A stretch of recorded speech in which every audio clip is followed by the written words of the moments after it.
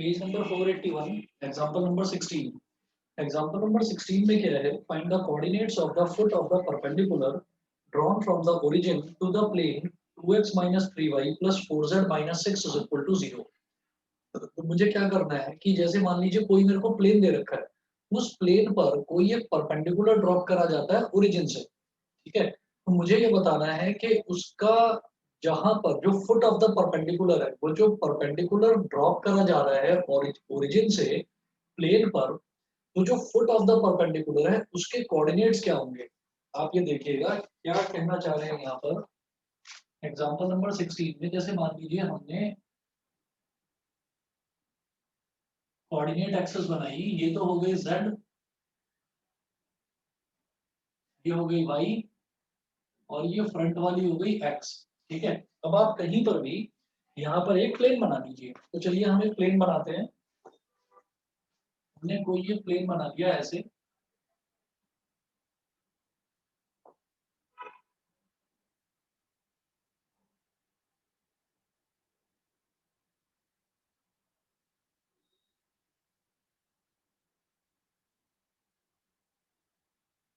ये एक प्लेन है और यहां से हमने इस पर एक परपेंडिकुलर ड्रॉप करा है।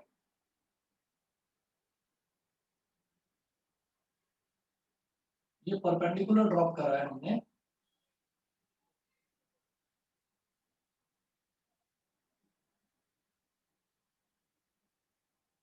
ये परपेंडिकुलर, तो ये ओरिजिन हो गया।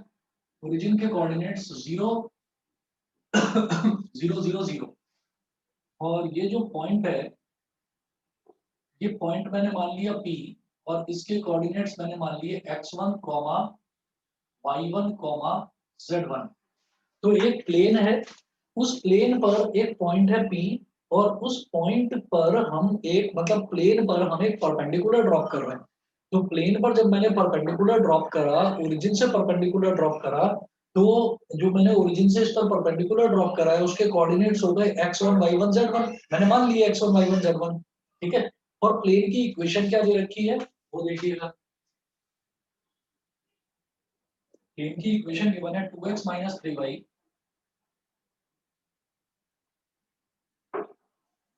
2x 3y plus 4z -6 is equal to 0। वो पूछ रहे हैं कि मेरे को फुट ऑफ द परपेंडिकुलर के कोऑर्डिनेट्स बताने हैं, यानी कि मुझे ये जो पॉइंट P है, मुझे इसके कोऑर्डिनेट्स x1 y1 और z1 ये मेरे को बताना है। तो सबसे पहले मैं क्या करूंगा, सबसे पहले ये जो हमारा प्लेन है, प्लेन की जो इक्वेशन दे रखी है, इसको सबसे पहले मैं नॉर्मल फॉर्म में कन्वर्ट करूंगा।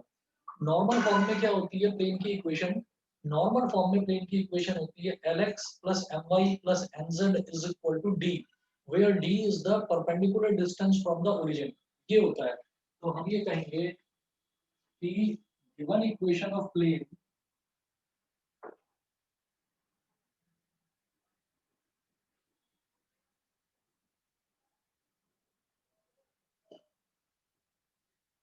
given equation of plane क्या दे रखा है? 2x 3y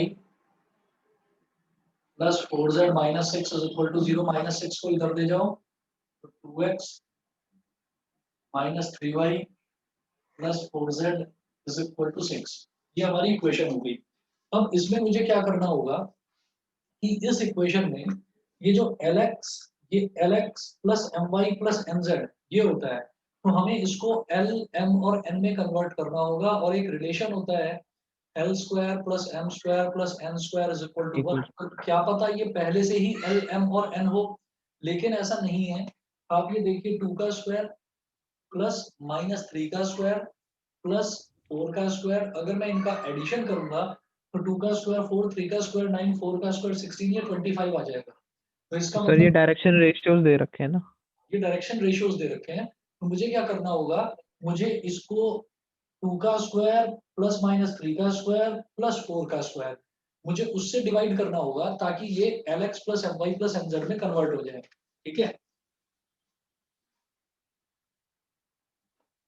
तो let us convert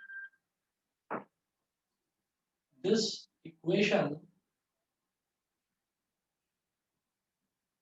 of plane in normal form. ये जो इक्वेशन है प्लेन की, इसको मुझे नॉर्मल फॉर्म में कन्वर्ट करना है। तो नॉर्मल फॉर्म में कन्वर्ट करने के लिए मैं क्या करूंगा कि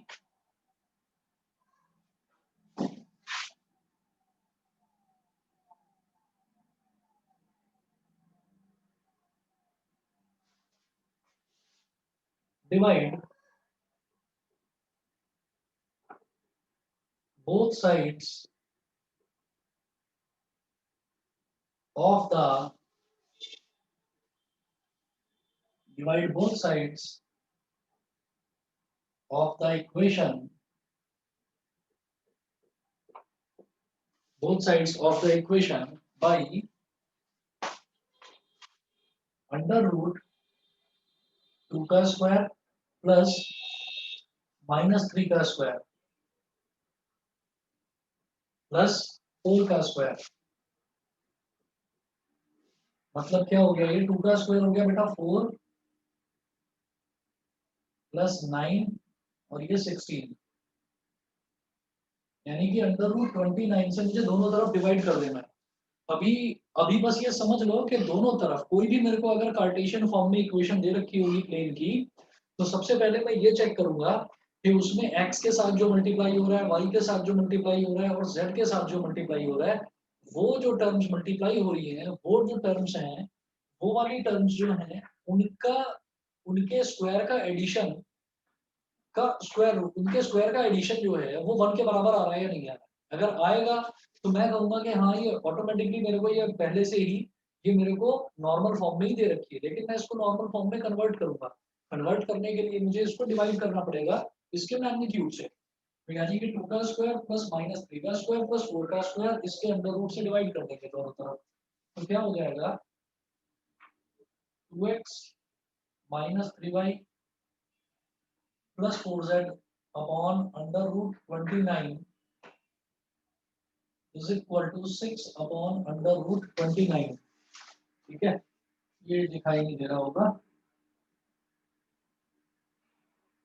6 अपॉन अंडर रूट 29 ये हो गया। तो अब इसको आपको स्प्लिट कर देना है, अलग अलग कर देना है। ये हो गया 2 upon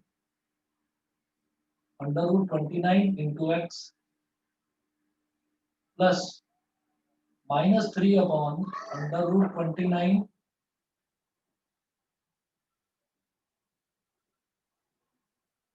-3 upon under root 29 into y plus 4 upon under root 29 into z is equal to 6 upon under root 29। ठीक है ना। ये करने के बाद में अब मेरे पास क्या आ जाएगा, compare it with lx plus my plus nz is equal to d। lx plus my plus nz is equal to d, इससे कंपेयर कर देना है। we get l is equal to 2 upon under root 29, m is equal to -3 upon under root 29 and n is equal to 4 upon under root 29। L, M और N ये तीन values आ गई। अब जरा देखिएगा, अब क्या करना है मेरे को कि हमेशा याद रखिएगा कि जब हमने ये कार्टेशियन फॉर्म करी थी ना इक्वेशन की, सॉरी प्लेन की, जब हमने कार्टेशियन फॉर्म करी थी तो कार्टेशियन फॉर्म में हमने ये देखा था कि Lx plus My plus Nz is equal to d. यहाँ पर L, M और N ये जो डायरेक्शन कोसाइंस होते हैं, ये डायरेक्शन कोसाइन होते हैं किसके, normal to the plane. Plane पर जो नॉर्मल होता है उसके डायरेक्शन कोसाइंस होते हैं ये। तो हम ये कहेंगे where L, M and N are direction cosines यानी कि DCs of normal to the plane, that is they are they are DCs of what, OP। ये नॉर्मल क्या है, नॉर्मल इस पर प्लेन पर क्या है, ओपी ही तो है, तो they are DCs of OP vector, they are DCs of OP vector. अब इसके बाद हम क्या करेंगे, अच्छा ये जो मेरे पास इक्वेशन आई है, इस इक्वेशन को मैंने बोल दिया इक्वेशन नंबर 1, दिखाई दे रहा है, इसको इक्वेशन नंबर 1 बोल दिया। यस पहले ये बता दीजिए यहाँ तक सबको क्लियर है, ये जो डायरेक्शन कोसाइन हमने निकाले।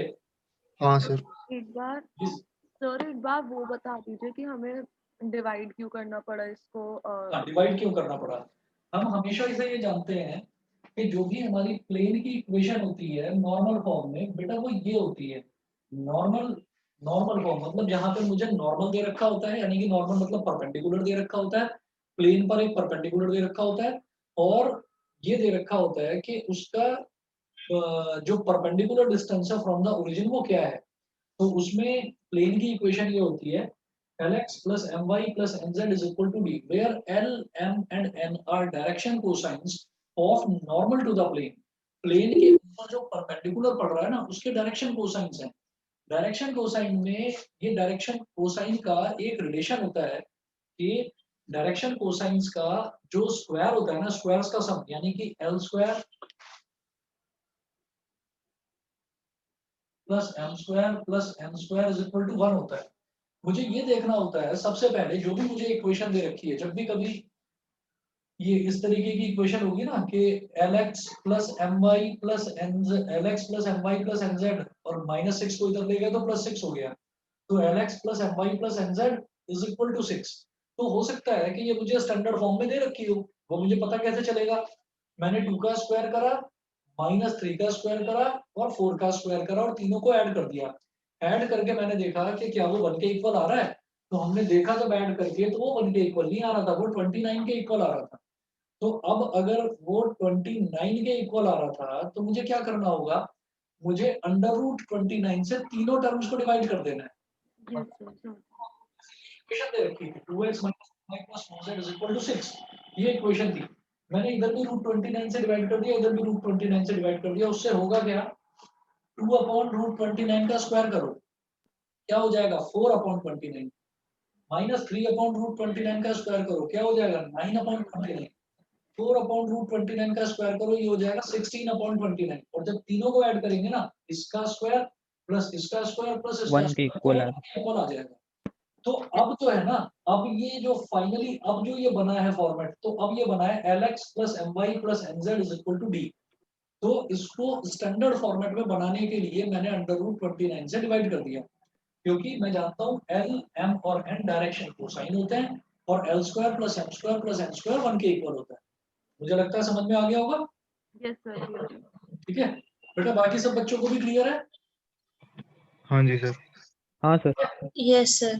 चलिए जी, अब ये मेरे पास आ गया, तो अब मैं इसमें क्या करूंगा कि ये हटा देता हूँ, ये आपको बताने के लिए करा था। तो L, M और N याद रखिएगा कि यहाँ पर जब भी हम नॉर्मल की बात करते हैं, जब भी नॉर्मल की बात करते हैं तो नॉर्मल क्या होता है, नॉर्मल होता है normal to the plane, normal मतलब perpendicular line and perpendicular to the plane. ठीक है, तो ये जो डायरेक्शन कोसाइन निकले ये परपेंडिकुलर टू द प्लेन के निकले and perpendicular to the plane is OP. अच्छा,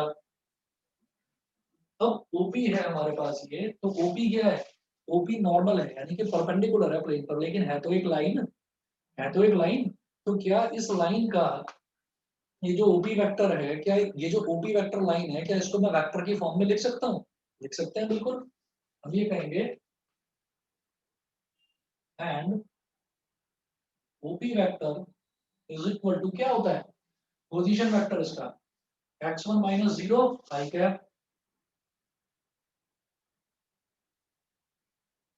x1 - 0 i cap plus y1 - 0 j cap plus z1 - 0 k cap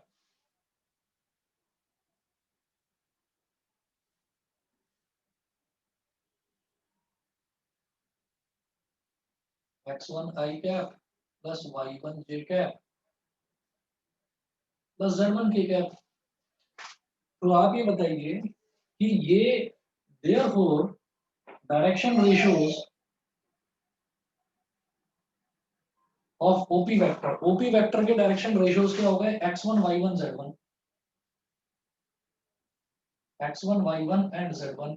direction ratio कैसे पता चलते हैं, जो भी आई कैप जे कैप और के कैप के साथ मल्टीप्लाई होने वाली टर्म्स होती हैं उन्हीं को हम डायरेक्शन रेशियोज बोल देते हैं। तो अब आप ये बताओ कि मैं ये जानता हूं कि एक लाइन है ओपी वेक्टर, उस ओपी वेक्टर के डायरेक्शन रेशियोज हैं x1 y1 और z1, और यही लाइन है ओपी वेक्टर, इसके डायरेक्शन कोसाइंस हैं क्या, ये 2/√29 minus 3/√29 and 4/√29।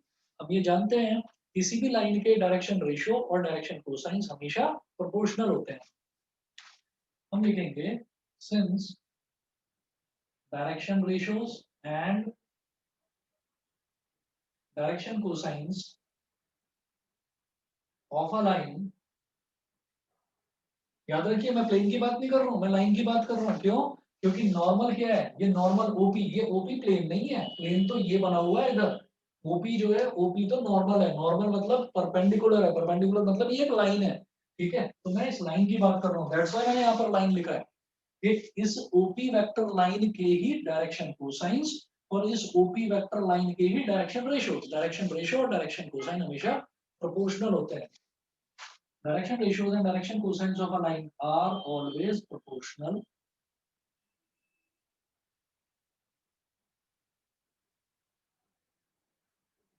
Are always proportional.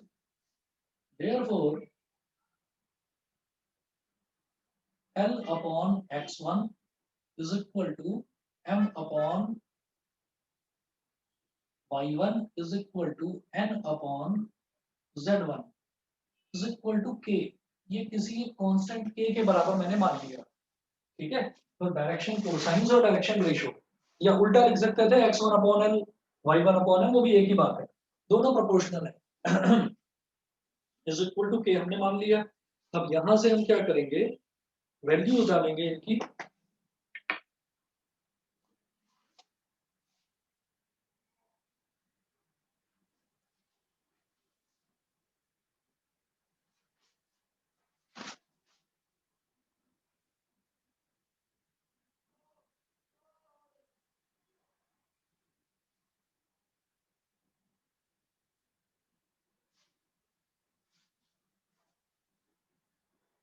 देखिएगा L अपॉन x1, तो L क्या है 2/√29 upon x1,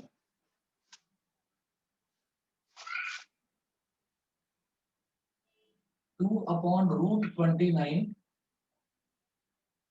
upon x1 is equal to m upon y1, m क्या है -3/√29 upon y1 is equal to n, n क्या है 4/√29, 4/√29 upon z1 is equal to k। ये है, इसमें हम क्या करते हैं, देखिए ऊपर तो मुझे रैशनल नंबर दे रखा है समथिंग अपॉन समथिंग, लेकिन नीचे केवल x1 दे रखा है, तो इसको रैशनल बनाने के लिए क्या करोगे, x1 upon 1 y1 upon 1 z1 upon 1, सबसे ऊपर वाला सबसे नीचे वाले से मल्टीप्लाई हो जाता है और न्यूमरेटर में आ जाता है, तो ये क्या हो गया 2 into 1, बीच वाले आपस में मल्टीप्लाई हो जाते हैं और डिनोमिनेटर में आ जाते हैं, तो ये क्या हो गया x1√29 is equal to, similarly ये दोनों मल्टीप्लाई हो जाएंगे तो -3 into 1 upon y1√29 is equal to, ये 4 और 1 मल्टीप्लाई हो जाएंगे 4 into 1 upon z1√29 is equal to k। कितना हो गया, अब क्या करिए, अब इंडिविजुअली सबको एक दूसरे के बराबर रखो, 2/x1√29 is equal to k, -3/y1√29 is equal to k और 4/z1√29 is equal to k रखिए। और मुझे करना क्या है, मेरा टारगेट क्या है, मैं x1 y1 और z1 की वैल्यू निकालना चाहता हूँ, ठीक है। तो देखिएगा जरा, ये हो गया 2/x1√29 is equal to k semicolon -3/y1√29 is equal to k semicolon 4/z1√29 is equal to k। यहाँ से x1 को इधर ले जाओ, k को इधर ले आओ, तो x1 क्या हो गया 2/k k रूट 29, ये तो x1 की वैल्यू होगी। सिमिलरली y1 की वैल्यू क्या हो जाएगी, -3 अपॉन k रूट 29, ये y1 की वैल्यू हो गई। z1 की वैल्यू क्या हो जाएगी, 4 अपॉन k रूट 29, ये x1 y1 और z1 की वैल्यूज हो गई। बताइए बेटा, यहाँ तक क्लियर है सभी को, इतना क्लियर है? Yes sir. Yes sir. ठीक है, इसके बाद देखते हैं नेक्स्ट। इसके बाद देखते हैं, इस तरफ कर रहा हूं मैं अब इसको।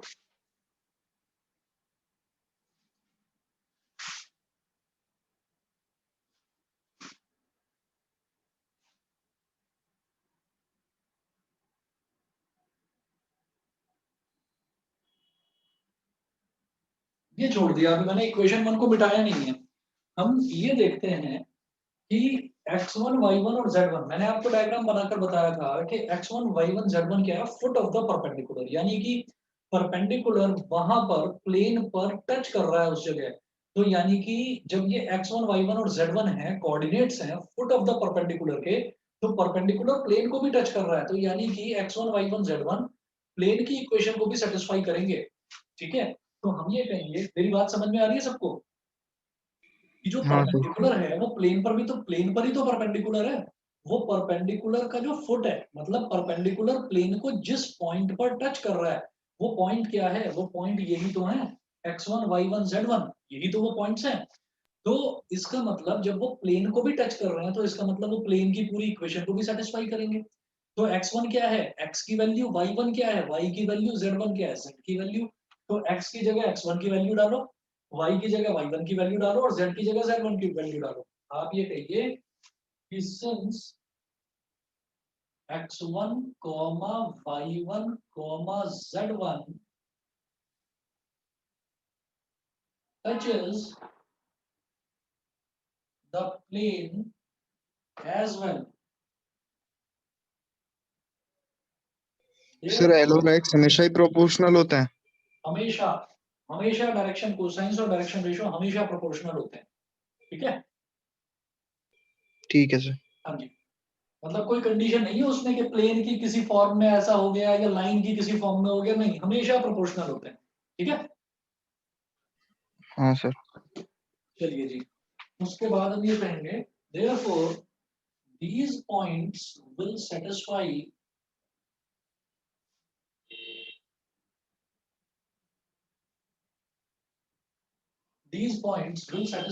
equation of the plane as well,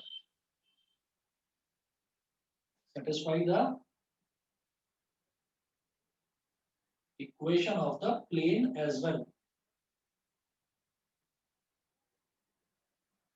अब प्लेन की इक्वेशन देखिए, ये है, तो 2/√29, और जो ये x है, इस x की जगह आप ये डालिए x1 2/k√29, 2/k√29। ठीक है, और प्लस माइनस माइनस, तो देखिए -3/√29, और y की जगह डालो y1 -3/k√29, -3/k√29, बेटा दिखाई दे रहा है? Yes sir. Yes sir. ठीक, उसके बाद अगला है 4/√29z, तो प्लस का 4/√29 मल्टीप्लाइड बाई z की जगह क्या डालेंगे आप, z की जगह डालेंगे z1 की वैल्यू, तो 4/k√29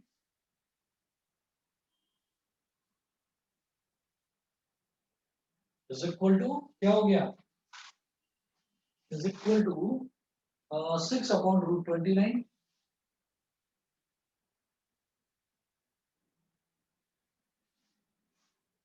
यहां से 2 2 4 अपॉन 29k, -3 × 3 9 अपॉन 29k, और 16 अपॉन 29k, ठीक है, is equal to 6 upon root 29, इतना हो गया। अब यहाँ से डिनोमिनेटर में 29k है, ऊपर पूरा ऐड करिए तो क्या हो जाएगा 4 + 9 + 16 upon 29k is equal to 6 upon root 29। अब ये मिटा रहा हूँ नीचे वाला,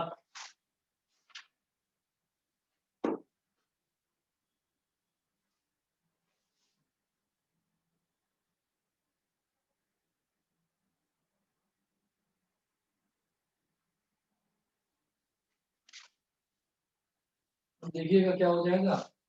ये हमारे पास हो गया 29 upon 29k is equal to 6 upon under root 29। 29 से 29 कट गया, 1 upon k is equal to 6 upon under root 29। बताइए जी, इतना क्लियर है? हाँ सर। 1 अपॉन k की वैल्यू 6 अपॉन अंडर रूट 29 हो गई। और मुझे क्या निकालना है, coordinates of the foot of the perpendicular, यानी कि मुझे निकालना है x1 y1 और z1। मैं यहाँ पर k की वैल्यू नहीं निकाल रहा हूँ, मैं 1 अपॉन k की ही वैल्यू निकाल रहा हूँ, क्योंकि सब में k डिनोमिनेटर में है, सब में k डिनोमिनेटर में है। k का डिनोमिनेटर में होने का मतलब 1 अपॉन k ही दे रखा है, ठीक है। तो मैं अब k की वैल्यू x1 y1 और z1 में डाल दूंगा, तो मेरे पास कोऑर्डिनेट्स आ जाएंगे फुट ऑफ द परपेंडिकुलर के। ये मिटा रहा हूँ,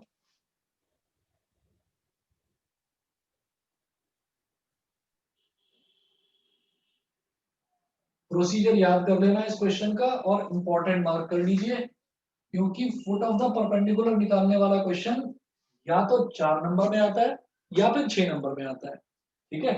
4 नंबर में आएगा तो इसके साथ एक चीज और पूछी जाएगी, 6 नंबर में आएगा वो सॉरी 6 नंबर में आएगा तो 4 नंबर में एक चीज और पूछी जाएगी, 6 उल्टा बोल रहा हूँ, 6 नंबर में सिर्फ इतना ही आता है और 4 नंबर में एक चीज और पूछी जाएगी। तो 4 या 6 नंबर वाले तो फिर क्वेश्चन ही आते हैं। सर 6 नंबर में एक चीज और पूछी जाएगी शायद से। 6 में एक चीज और पूछी जाएगी, मैं खुद ही कंफ्यूज हो रहा हूँ।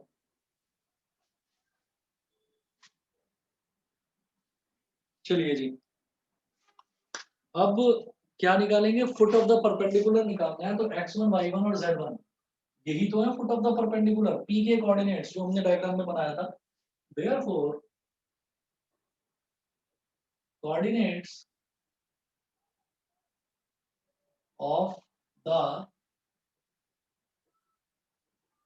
फुट ऑफ द परपेंडिकुलर मतलब नॉर्मल,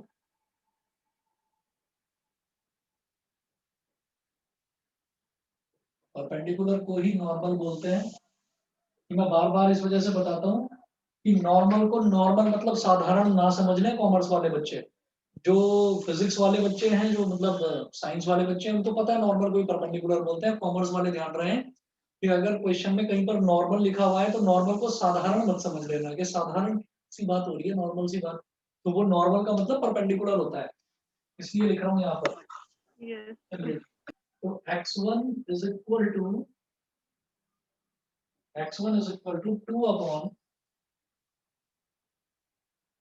2 अपॉन अंडर रूट 29 और अपॉन में k है ना, तो k को मैंने क्या लिख दिया 1 अपॉन k, तो ये क्या हो गया 2 अपॉन अंडर रूट 29 और 1 अपॉन k क्या हो गया 6 अपॉन अंडर रूट 29। तो 2 6 12 अपॉन 29, फिर y1 minus 3 upon root 29 into 1 upon k minus 3 upon root 29, 1 upon k क्या है 6 अपॉन रूट 29, तो माइनस 18 अपॉन 29 और z1 क्या हो गया 4 upon under root 29 into 1 upon k, तो 4 अपॉन रूट 29 और 1 अपॉन k क्या है 6 अपॉन रूट 29, 4 6 24 अपॉन 29, तो ये हो गया 12/29 माइनस 18/29 और 24/29। बताइए जी, क्लियर है? हाँ सर। Yes sir. ठीक है, ठीक। दोबारा बता रहा हूँ, ध्यान रखें सभी जितने भी बच्चे हैं कॉमर्स वाले, आप कोई भी क्वेश्चन उठाएंगे वहां पर अगर लिखा हुआ होगा नॉर्मली 3D वाले क्वेश्चन में, तो नॉर्मली का मतलब ये नहीं है कि ऐसे ही नॉर्मल तौर पर, नॉर्मली का मतलब परपेंडिकुलरली। नॉर्मली का मतलब ही ये है कि वो 90 डिग्री एंगल नहीं दे रहे हैं आपको, उन्होंने नॉर्मली बोल दिया, सेल्फ अंडरस्टूड है। ठीक, अच्छा। उसके बाद देखिएगा, नेक्स्ट जो टॉपिक है पेज नंबर 482 पर ही है, equation of a plane perpendicular to a given vector and passing through a given point. Equation of a plane perpendicular to a given vector. मैं थोड़ा सा मतलब एक छोटा सा डायग्राम बनाकर समझाने की कोशिश करूंगा, समझ में आ जाएगा जहां तक है। ये वाला पोर्शन मिटा रहा हूं इधर का। मयंक, क्लियर है ना ये question? Yes sir. Aditi Goyal, Naina Goyal, तुम दोनों को क्लियर है?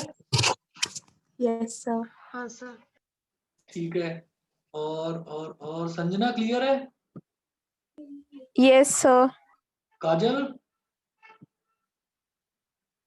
Yes sir. ठीक है बेटा, प्रैक्टिस जरूर करना, खास तौर पर कॉमर्स वाले स्टूडेंट्स प्रैक्टिस जरूर करें। ये चैप्टर आप लोगों को सबसे मुश्किल पड़ने वाला है अगर प्रैक्टिस नहीं करी तो। डिफरेंशिएशन हो जाएगा, इंटीग्रेशन हो जाएगा, इसमें परेशानी होगी आपको, क्योंकि इसकी जो लैंग्वेज लिखी हुई आती है ना क्वेश्चन की, उसी में कंफ्यूज हो जाते हैं बच्चे कि कौन सी फॉर्म लगानी है। तो इसलिए जो करा रहा हूँ साथ साथ करना प्रैक्टिस। मैं मिटा रहा हूँ, अगली फॉर्म करवा रहा हूँ इसकी। सर आप ऑफलाइन क्लासेस चालू करोगे क्या? ऑफलाइन क्लासेस मैंने बताया था ना कि दीपावली है 14th की, उसके बाद 14th के बाद 15 का आई थिंक संडे है, और 16th का पड़ेगा भैया दूज। तो 16th तक आप बस रुक जाइए। उसके बाद मैं ऑप्शनल ऑफलाइन क्लासेस चलाऊंगा कि जैसे आपका ये वाला टाइम है ना, ट्यूसडे थर्सडे सैटरडे, तो इसमें 5:15 से 6:30 वाला जो टाइम है, उसमें मुझे बता देंगे पहले से ही कुछ बच्चे, जैसे आप लोग टोटल जो है वो 14 बच्चे हैं आप लोग, तो उनमें से कुछ बच्चे मुझे पहले ही बता देंगे कि सर हम ऑफलाइन में इंटरेस्टेड हैं। तो मैं एक एक करके बुलाऊंगा, मैं ऑल्टरनेटली बुलाऊंगा कि 5 बच्चों को या 6 बच्चों को एक बार बुला लिया, और 6 बच्चों को दूसरी दूसरी बार बुला लिया, तो ऐसे ऑल्टरनेटली बुलाऊंगा। ठीक है ना, क्योंकि ओके एक सर। साथ सर 14 17 से पहले हाँ बताओ। सर 17 से पहले मेरे को 2 चैप्टर करने हैं, क्या एलपीपी करना है और 17 से प्रोबेबिलिटी। पहले? एलपीपी और प्रोबेबिलिटी सर, LPP इंट्रोडक्शन और बस अच्छा, दे तो दिए ताकि एक्सरसाइज सॉल्व ये करूं। मुझे कब बताते हो तुम? प्री बोर्ड आ रहे हैं सर। अच्छा, चलो ठीक है, मैं देखता हूँ कैसे टाइम निकालता हूँ उसके लिए।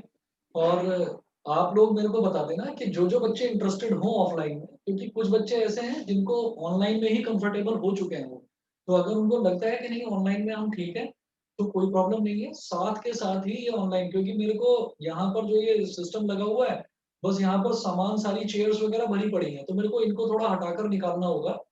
तो दीपावली का एक बार ये टाइम निकल जाए, उसके बाद में केसेस भी क्लियर हो जाएंगे कि केसेस कितने आ रहे हैं, क्योंकि दीपावली तक पॉल्यूशन बिल्कुल अपने एक्सट्रीम पोजीशन पर पहुंच चुका होगा। तो उसके बाद केसेस क्लियर हो जाएंगे, और ये भी क्लियर हो जाएगा कि यहाँ पर इंडिया में पॉल्यूशन की वजह से केसेस बढ़ रहे हैं या नहीं बढ़ रहे हैं, क्योंकि दो अलग अलग पार्टीज बन चुकी हैं साइंटिस्ट्स की। एक, कुछ लोग ये बोल रहे हैं कि पॉल्यूशन से तो कोरोना खत्म होगा, और कुछ ये बोल रहे हैं कि पॉल्यूशन से कोरोना और ज्यादा बढ़ेगा। ठीक है ना, तो केजरीवाल जी ने भी यही बोला है कि पॉल्यूशन से ये कोरोना बढ़ेगा, तो इस वजह से उन्होंने दिवाली पर पटाखों वगैरह पर पूरा बैन ही लगा दिया है। तो अब क्या, मुझे तो ये लग रहा है कि शायद ये ट्रायल बेसिस पर ही कर रहे हैं सब लोग काम। मुझे लग रहा है इनको खुद को भी कोई चीज क्लियर नहीं है, पर खैर जो भी है वो पिक्चर सारी क्लियर हो जाएगी इनको दीपावली के बाद तक। तो दीपावली में भी कोई ज्यादा दिन बचे नहीं है, एक हफ्ता बचा है बस। तो एक हफ्ते के बाद में मैं खुद आप लोगों को पूछ लूंगा एक एक करके सभी बच्चों से, जो जो आना चाहेंगे उनका मैं नाम नोट कर दूंगा, और फिर मैं ऑल्टरनेटली बुला दूंगा कि एक बार कुछ बच्चे, फिर अगली क्लास में दूसरे बच्चे आएंगे, और बाकी बच्चे ऑनलाइन। तो ऐसे ही चलता रहेगा। ठीक है? Okay sir.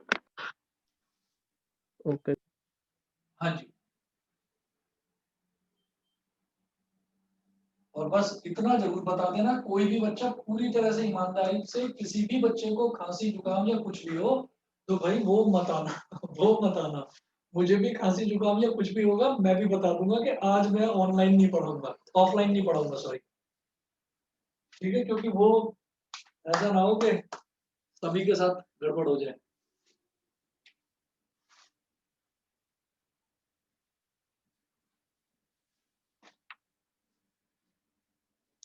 चलिए जी, फिर है equation of a plane perpendicular to a given vector and passing through a given point. Next जो टॉपिक है, equation of a plane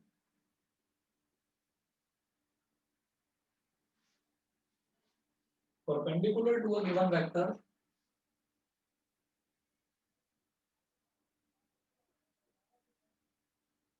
equation of a plane perpendicular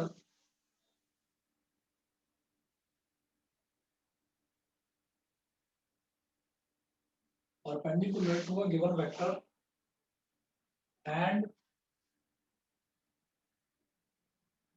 passing through a given point।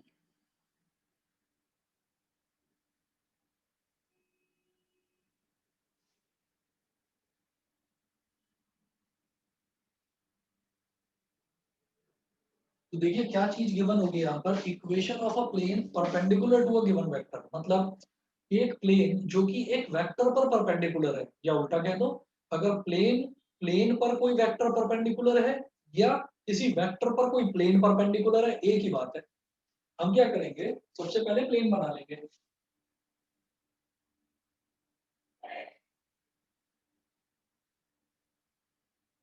ये plane हो गया। ये plane किस तरीके का है, ये ऐसा प्लेन है कि जैसे मान लीजिए ये बुक है ना मेरे पास, ये बुक है। इस बुक को देखने का एक तरीका तो ये है और एक तरीका ये है, ठीक है। एक तरीका तो ये है और एक तरीका ये है इस बुक को देखने का। तो इस तरह से मैंने इस प्लेन को ऐसे बनाया है, ऐसे नहीं बनाया है, ठीक है। ऐसे क्यों बनाया है, ताकि मैं इस पर परपेंडिकुलर बनाकर आपको समझा सकूं कि इस प्लेन पर अगर कोई परपेंडिकुलर होगा तो वो इस तरह से होगा, ऐसे। ये परपेंडिकुलर हो गया, ठीक है। अच्छा, अब आप ये सोचिएगा, इक्वेशन ऑफ अ प्लेन, मुझे क्या, मेरा टारगेट क्या है, मैं प्लेन की इक्वेशन निकालना चाहता हूँ। Equation of a plane perpendicular to a given vector, मतलब जहां पर मुझे एक वेक्टर दे रखा हो which is perpendicular to this plane, ठीक है।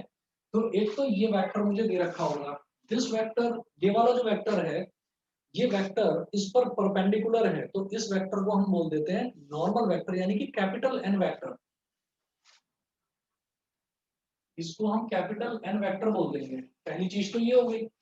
दूसरा, and passing through a given point, यानी कि ये जो प्लेन है ये किसी एक पॉइंट से होकर गुजरता है, ठीक। इसका मतलब इस प्लेन पर ही कहीं पर कोई एक पॉइंट है, पॉइंट पी, इसके कोऑर्डिनेट्स आप ले लीजिए x1, y1 और z1। बताइए जी, समझ में आ गया कि दो चीजें गिवन होंगी। प्लेन किसी एक पॉइंट से होकर गुजरता है, वो पॉइंट कहां पर होगा, इस प्लेन के अंदर ही होगा, तभी तो प्लेन गुजर रहा है उस पर से, ठीक है। तो एक तो पॉइंट दे रखा होगा x1 y1 z1, और एक मुझे ये नॉर्मल दे रखी होगी, एक नॉर्मल वेक्टर दे रखा होगा जो इस पर नॉर्मल होगा प्लेन पर। तो दो चीजें गिवन होंगी, इन दो चीजों की हेल्प से मैं प्लेन की इक्वेशन कैसे बना सकता हूँ।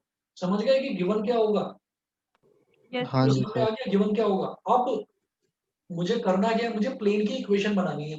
तो प्लेन की इक्वेशन दो तरीके से बनेगी, एक वेक्टर फॉर्म और एक कार्टेशियन फॉर्म। तो पहले वेक्टर फॉर्म में देखते हैं।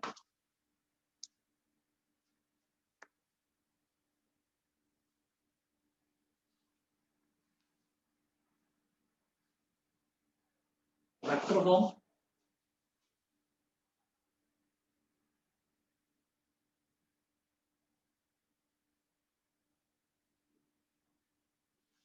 वेक्टर फॉर्म में इक्वेशन क्या होगी, वेक्टर फॉर्म में इक्वेशन होगी r vector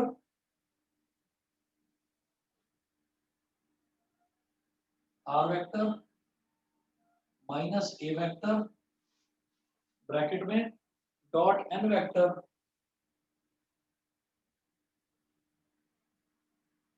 is equal to 0। ये वेक्टर फॉर्म हो गई। अब यहाँ पर ये देखना है ये ए वेक्टर क्या है। ये जो पॉइंट दे रखा है ना x1 y1 z1, इसका पोजीशन वेक्टर ए वेक्टर है। Where a vector is equal to x1 i cap plus y1 j cap plus z1 k cap and capital N vector. Sir ये ए क्या है? Small ए vector कह रहा हूँ ना, small ए हाँ वेक्टर सर। हो गया कि जो पॉइंट P है ना x1 y1 z1, इसका पोजीशन वेक्टर। अच्छा सर, पोजीशन वेक्टर क्या हो जाएगा x1 i cap plus y1 j cap plus z1 k cap. समझ ठीक है गए? सर। ठीक है। और ये जो n वेक्टर है ये क्या है, ये परपेंडिकुलर वेक्टर है। इसको हम क्या कहेंगे, is perpendicular vector.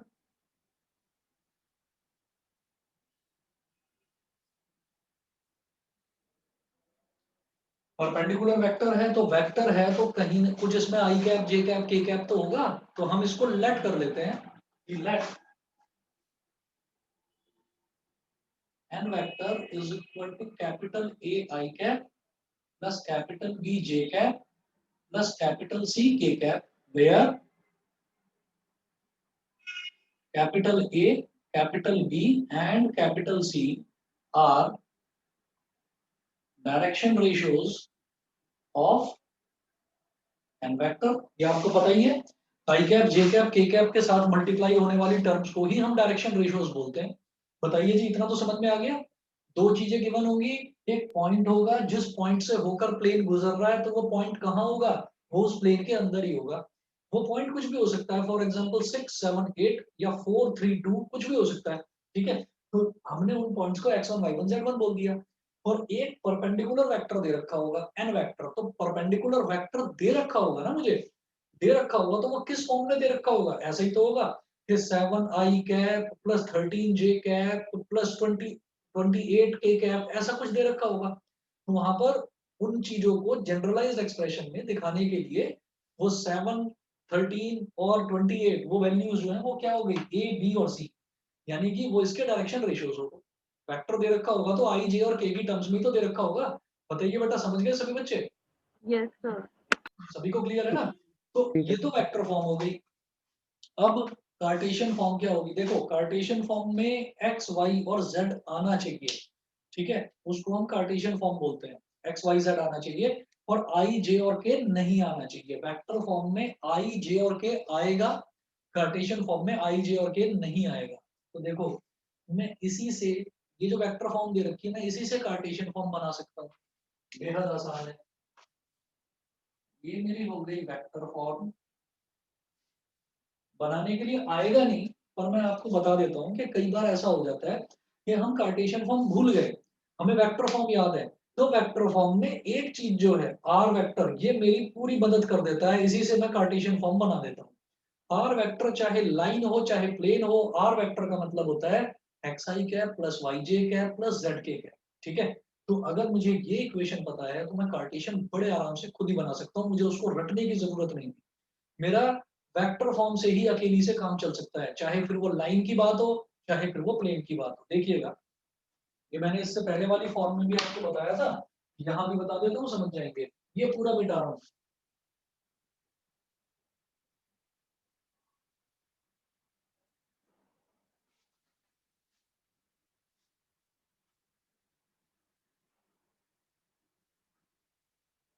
Vector form को कार्टेशियन फॉर्म में, वेक्टर फॉर्म मतलब i j k, Cartesian form मतलब x y Z.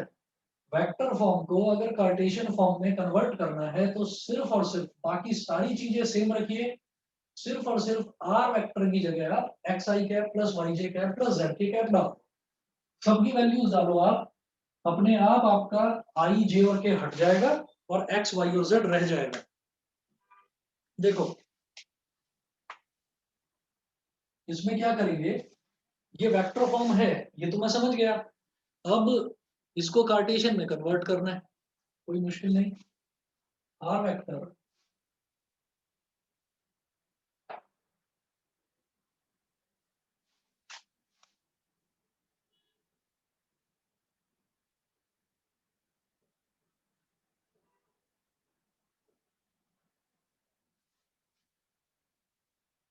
Are vector minus A vector dot capital n vector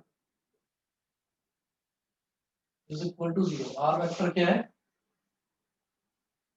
x i cap plus y j cap plus z k cap. ठीक है, बड़ा bracket लगा दो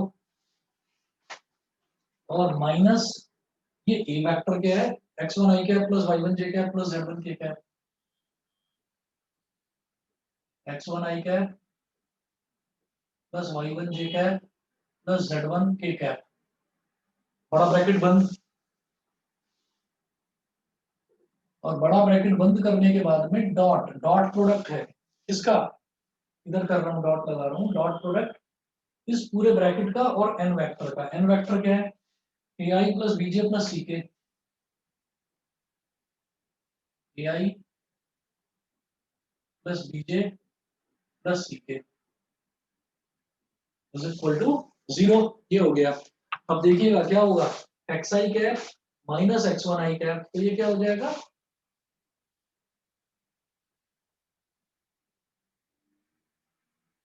x minus x1 आई cap. ठीक है, जे वाले में से जे वाला ही तो सब्ट्रैक्ट होगा, तो y माइनस y1 जे कैप प्लस का y माइनस y1 जे कैप प्लस का z माइनस z1 के कैप, और ये ब्रैकेट क्लोज। ठीक, और डॉट प्रोडक्ट इसके साथ यही a i cap plus b j cap plus c k cap is equal to 0। Is equal to 0, ये हो गया। अब देखिए जब डॉट प्रोडक्ट करते हैं तो आई वाले के साथ मल्टीप्लाई होता है, जे वाला जे के साथ, के वाला के साथ, और आई जे के हट जाते हैं। X minus x one into i वाला इधर क्या है? ए, तो a into x minus x one,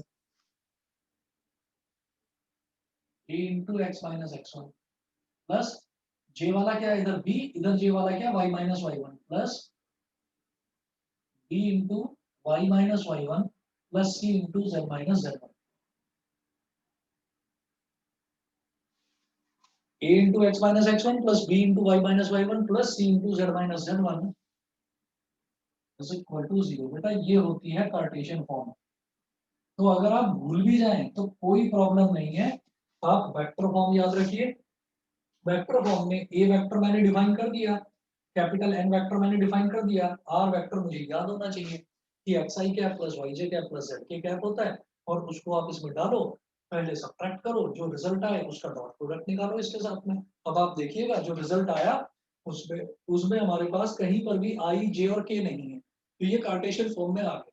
यहाँ पर x1 y1 और z1 इसकी कुछ वैल्यू दे रखी होगी, ठीक, ए बी और सी ये भी कुछ वैल्यू दे रखी होगी, एक्स वाई और जेड रहेगा क्योंकि एक्स वाई और जेड की टर्म्स में ही होता है कार्टेशियन फॉर्म। बताइए बेटा, समझ गए सभी बच्चे? Yes sir. ठीक है, अब इसी के जैसा एक एग्जांपल देख लेते हैं, एग्जांपल नंबर 17। ध्यान क्या रखना है कि मुझे क्या दे रखा है और मुझे क्या निकालना है। मुझे दे क्या रखा होगा? मुझे दे रखा होगा a point through which plane is passing, यानी कि प्लेन के अंदर होगा वो पॉइंट कोई। दूसरा, मुझे एक परपेंडिकुलर यानी कि नॉर्मल वेक्टर दे रखा होगा जो कि प्लेन पर नॉर्मल होगा, प्लेन पर परपेंडिकुलर होगा, वो दे रखा होगा। तो एग्जांपल नंबर 17 देखिएगा। एग्जांपल नंबर 17 में find the vector and Cartesian equations of the plane which passes through the point 5 2 minus 4, vector and Cartesian equation of the plane which passes through the point 5 2 minus 4। तो 5 2 minus 4 ये मुझे क्या दे दिया? x1 y1 z1 दे दिया इन्होंने। Plane passes through 5 2 minus 4, plane passes through 5 2 minus 4 and perpendicular to the line with direction ratios 2 3 minus 1। perpendicular to the line, वो जो प्लेन है वो उस लाइन पर परपेंडिकुलर है, तो एक ही बात है, perpendicular to the line with direction ratios, तो लाइन ये वाली लाइन है, इसके डायरेक्शन रेशियोज, ये ए बी सी क्या है, ये डायरेक्शन रेशियोज ही तो है परपेंडिकुलर के, ठीक है। तो क्या मतलब ए बी और सी दे दिया मेरे को, क्या दिया है, तो बियास ऑफ परपेंडिकुलर, इसके डायरेक्शन रेशियो क्या दे रखे हैं, 2 3 -1, 2 3 -1, that is x1 y1 z1 is equal to 5 2 -4 and a b c is equal to 2 3 -1, ये दे रखा है मुझे। सीधी सीधी बात, सबसे पहले वेक्टर फॉर्म निकालूंगा, तो वेक्टर फॉर्म निकालने के लिए ए vector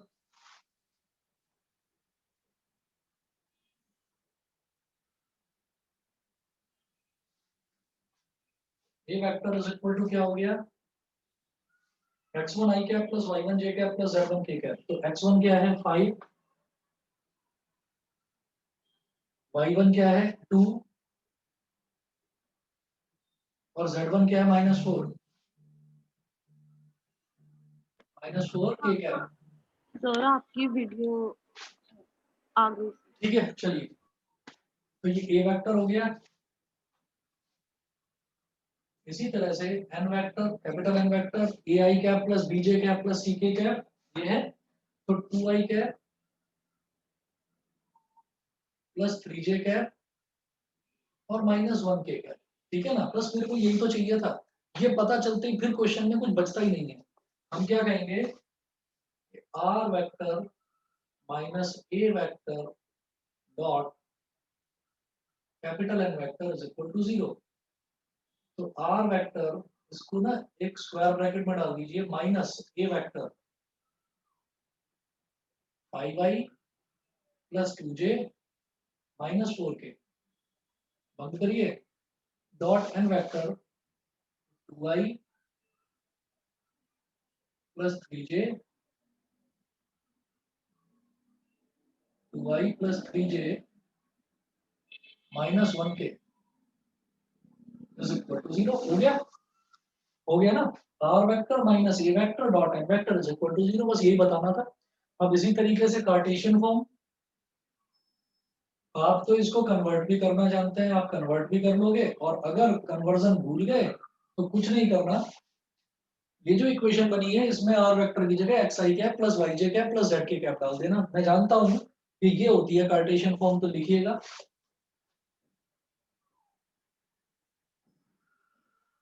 a into x minus x1 plus b into y minus y1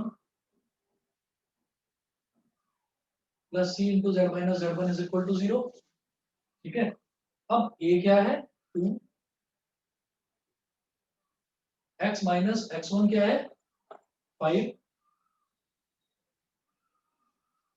b कितना है 3, y minus y1 कितना है 2, c कितना है -1 और z minus z1 कितना है -4 इज इक्वल टू 0। करो सिंप्लीफाई, कितना हो गया 2x minus 10 plus 3y minus 6 minus z और ये हो गया +4 और -4 हो गया, +4 into -1 -4 इज इक्वल टू 0। तो 2x plus 3y minus z क्या हो गया, -10 और -6 -16 और -4 -20 इज इक्वल टू 0। तो 2x plus 3y minus z और ये -20 है, इसको इधर ले जाओ, ये +20 हो गया। ये हो गई इक्वेशन ऑफ प्लेन। बताइए जी, समझ में आ गया, कार्टेशियन फॉर्म में आ गई इक्वेशन ऑफ प्लेन, समझ गए। Yes sir. अब जरा मेरी बात सुनो, Yes. दोबारा से एक चीज इसमें रिकॉल करके बताऊंगा आपको, क्या ये इक्वेशन प्लेन की नॉर्मल फॉर्म में है, ये बता दो, क्या ये नॉर्मल फॉर्म में है। कार्टेशियन फॉर्म तो है, लेकिन कार्टेशियन फॉर्म की नॉर्मल फॉर्म में क्या ये है, नो नहीं सर। है, नहीं है।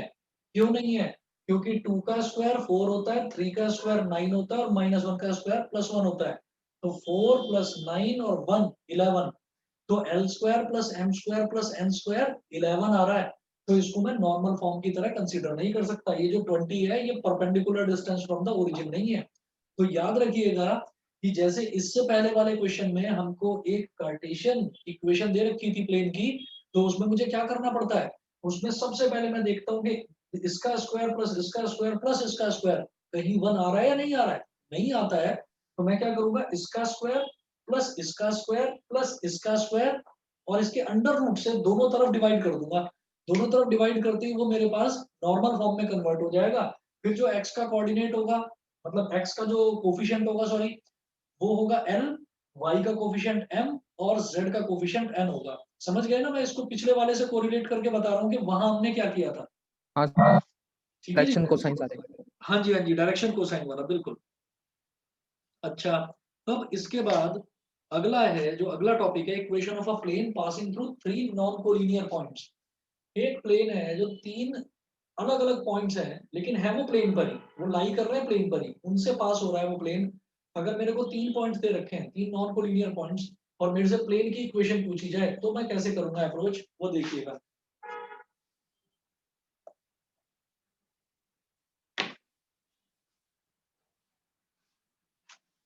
ये मिटा रहा हूं, तो इसकी ये वेक्टर फॉर्म होती है, ये कार्टेशियन फॉर्म होती है। इस टाइप का क्वेश्चन आएगा, आप अपने आप समझ जाएंगे। परपेंडिकुलर वेक्टर और एक point containing in the plane वो दे रखा होगा, तो आप ये फॉर्मेट कार्टेशियन के लिए और ये फॉर्मेट वेक्टर फॉर्म के लिए लगाएंगे। चलिए जी,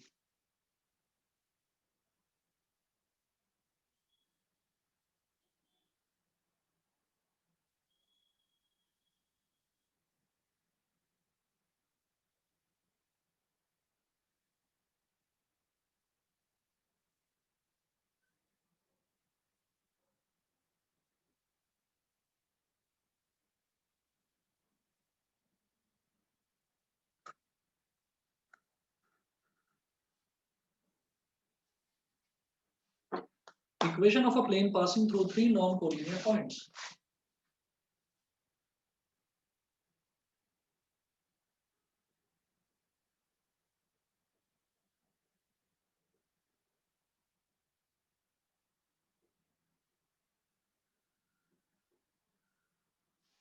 Equation of a plane passing through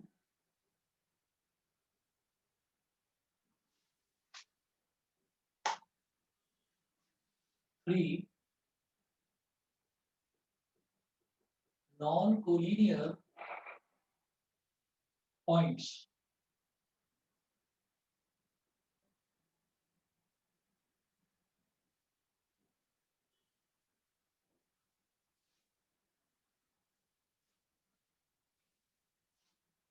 Equation of a plane passing through 3 non-collinear points.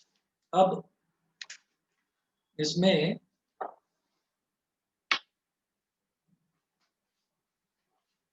एक प्लेन है,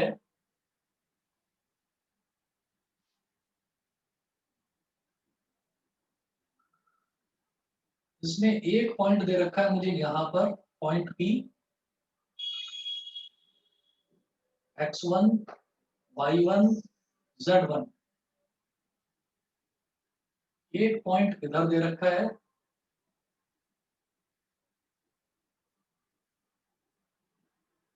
पॉइंट Q,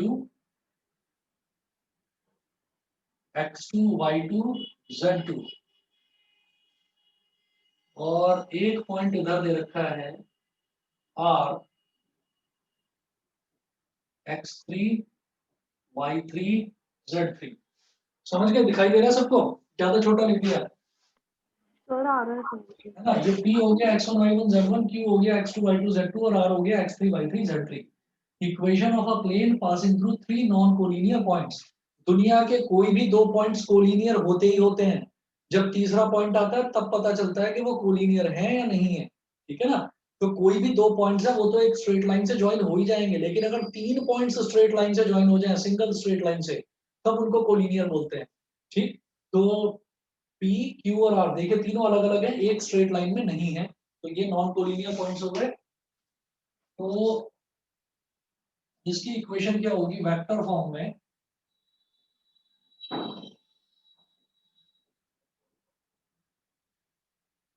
वेक्टर फॉर्म में इसकी इक्वेशन होगी बेटा R vector minus A vector, are vector minus A vector dot bracket में B vector minus ए vector, B vector minus ए vector cross C vector minus ए vector. मतलब इसमें एक vector को fix कर देना है, R vector minus A vector dot B vector minus A vector B minus A cross C minus ए। आप कहो कि मैं तो यहाँ पर आर माइनस बी लिखना चाहता हूँ, लिख दो, आर माइनस बी लिखोगे तो यहाँ पर क्या होगा, यहाँ पर आप लिखोगे c minus b cross a minus b, ये लिखेंगे। तो मैंने ए को फिक्स करा तो आर माइनस ए बाहर कर दिया, और यहाँ पर बी को, बी में से भी ए को सब्ट्रैक्ट करो और सी में से भी ए को सब्ट्रैक्ट करो, जो रिजल्ट आए उसका क्रॉस प्रोडक्ट। क्रॉस प्रोडक्ट कैसे होता है बेटा, डिटर्मिनेंट यूज करके क्रॉस प्रोडक्ट होता है, ठीक है। तो सिर्फ कैलकुलेशन इसकी लंबी होगी, बाकी बिल्कुल भी मुश्किल नहीं है ये, ठीक। अब यहाँ पर क्या है, वेयर हमारा ए वेक्टर बी वेक्टर और सी वेक्टर क्या है, ये भी आप समझ ही गए होंगे। ए वेक्टर क्या हो जाएगा, x1 i cap y1 j cap z1 k cap,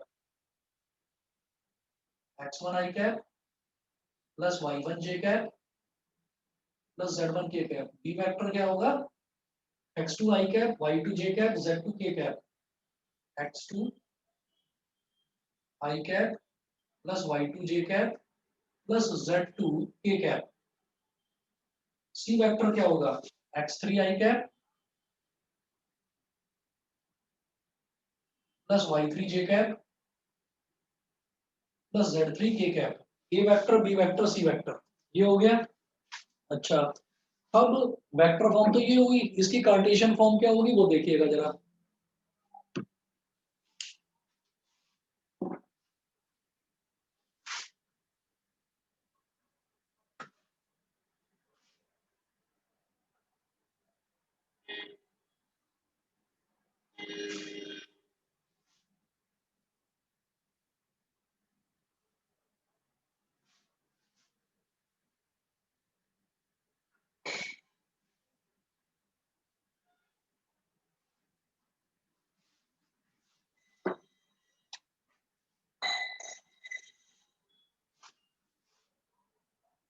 Cartesian form,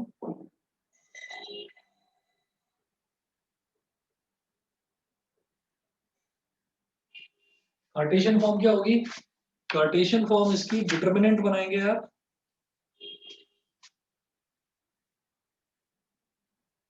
x minus x1 y minus y1 z minus z1। दूसरी रो में x2 minus x1 y2 minus y1 z2 minus z1, ठीक है। तीसरी रो में x3 minus x1 y3 minus y1 z3 minus z1 is equal to 0। x1 y1 z1 x2 y2 z2 और x3 y3 z3, ये तो तीन given non collinear points हैं, ठीक। आपको x1 को फिक्स कर देना है, y1 को दूसरी कॉलम में फिक्स कर देना है, z1 को तीसरे कॉलम में फिक्स कर देना है। एक बार x minus x1 x2 minus x1 x3 minus x1, y minus y1 फिर y2 माइनस y1 फिर y3 minus y1, z minus z1 z2 minus z1 और z3 माइनस z1। अगर आप इसको भी एक्सपैंड करेंगे ना, एक्सपैंड करेंगे तो आपको दिखाई दे जाएगा कि यहाँ पर भी वही काम हो रहा है। देखिए ए वेक्टर क्या है, x1 i cap y1 j cap z1 k cap, यहाँ पर भी ए वेक्टर सब्ट्रैक्ट हो रहा है, यहाँ पर भी ए वेक्टर सब्ट्रैक्ट हो रहा है। जब दो के क्रॉस प्रोडक्ट को किसी तीसरे के साथ में डॉट प्रोडक्ट कहा जाता है तो उसको स्केलर ट्रिपल प्रोडक्ट बोलते हैं। पिछले साल ही ये सिलेबस में से हट गया था, कोविड की वजह से नहीं, पिछले साल ही ये सिलेबस में से हट गया था, नहीं तो वेक्टर अलजेब्रा में आपको स्केलर ट्रिपल प्रोडक्ट भी ना कराता, ठीक है ना। इसको स्केलर ट्रिपल प्रोडक्ट बोलते हैं, स्केलर ट्रिपल प्रोडक्ट को इसी तरह से डिफाइन करा जाता है। अब ये इसका कन्वर्जन और इसको डिफाइन करना वो सिलेबस में से हट चुका है लास्ट ईयर ही, तो इसलिए ज्यादा करने की जरूरत नहीं है। कार्टेशियन फॉर्म आए तो ये लगा देना है डिटर्मिनेंट, और वेक्टर फॉर्म आए तो ये फॉर्मूला लगा देना है। बताइए जी, क्लियर है सभी को? Yes sir. ठीक है जी। अब इसी के ऊपर आप एग्जांपल नंबर 18 बताइए। एग्जांपल नंबर 18 अपने आप कर सकते हैं। देख लीजिए 3 पॉइंट्स दे रखे हैं मुझे, तो एक को x1 y1 z1 मानो, दूसरे को x2 y2 z2, x3 y3 z3। Simple इसमें वैल्यू डालकर a b और c वेक्टर निकाल सकते हैं। फिर क्रॉस प्रोडक्ट जो आए उसका इसके साथ डॉट प्रोडक्ट कर लेंगे। यस छोटू Yes, sir, इसको हो जाएगा। बताओ। हाँ सर। ठीक है। अच्छा अब मुझे ये बता दो कि कुछ इसमें प्रॉब्लम थी ना, परसों क्लास ले नहीं पाया था, मैं कल लूंगा आपकी क्लास। तो कल किस समय ले लूं क्लास, ये बता दो। सर 12 12 बजे। बजे से 12 बजे। पहले